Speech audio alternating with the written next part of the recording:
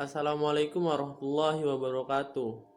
Halo semuanya, kembali lagi dengan saya Zamaluddin, mahasiswa Universitas Maritim Raja Ali Haji, jurusan Ilmu Kelautan.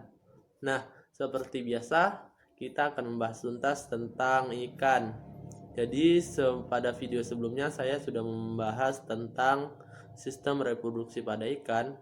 Kali ini video saya yang keenam, saya akan membahas tentang sistem hormon pada ikan. Oke, sebelum masuk pembahasan, jangan lupa like, subscribe, and share video ini agar video ini bermanfaat untuk orang banyak. Oke, langsung saja masuk pembahasan. Oke, sebelumnya, apakah teman-teman sudah mengetahui apa itu hormon? Nah, hormon adalah suatu substansi organik atau polipeptida yang dihasilkan oleh kelenjar endokrin yang kemudian disekresikan ke dalam darah untuk membawanya kepada jaringan ataupun targetnya.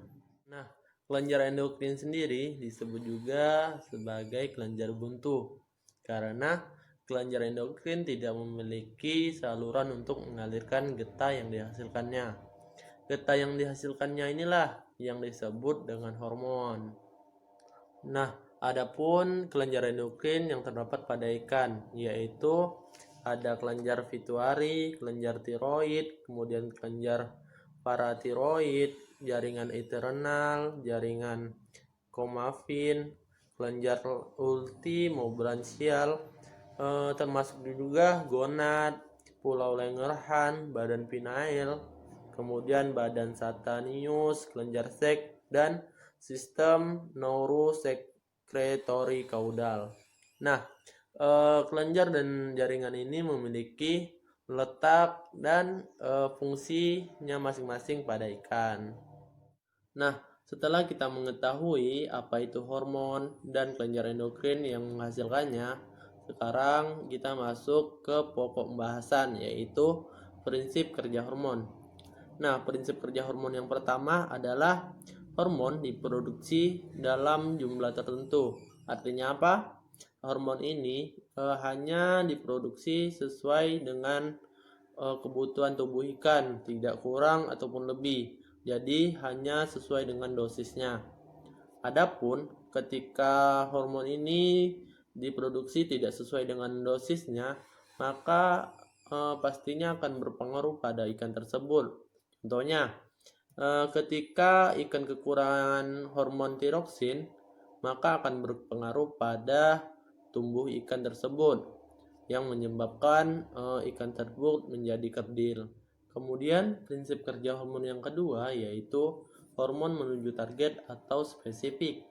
Jadi, hormon ini tidak akan mengganggu organ lain yang bukan menjadi targetnya. Misalnya, pada hormon reproduksi itu dari hipotalamus di bagian kepala, maka hormon itu akan langsung menuju gonad. Dia tidak akan mengganggu organ lain yang bukan menjadi targetnya. Dia hanya menuju targetnya saja. Prinsip kerja hormon yang ketiga yaitu hormon hanya dapat bertahan dalam waktu tertentu.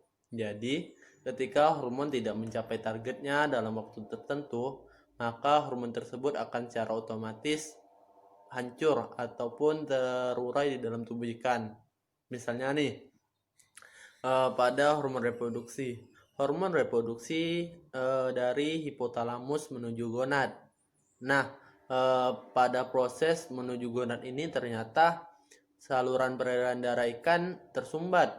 Maka dalam waktu tertentu hormon reproduksi ini tidak mencapai targetnya atau mencapai gonad, maka secara otomatis akan hancur atau terurai di dalam tubuh ikan. Oke, itulah video kali ini. Semoga video kali ini bermanfaat dan menambah wawasan untuk kita semua. Kemudian, jika ada yang kurang jelas ataupun ada yang ingin ditanyakan pada video kali ini, ataupun ada yang ingin memberi kritik dan saran yang sifatnya membangun, boleh langsung di kolom komentar ya. Oke, sampai ketemu lagi di video berikutnya. Bye-bye.